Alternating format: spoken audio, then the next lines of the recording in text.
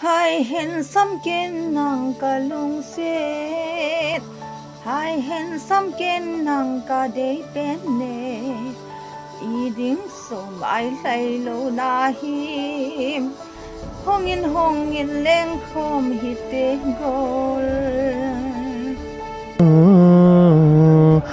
Hi beautiful girl ang kalung set ne.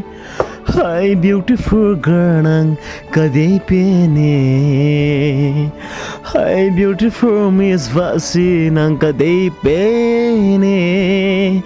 Nang lovin ni dang khat jing zong ki kamung thi ji poi.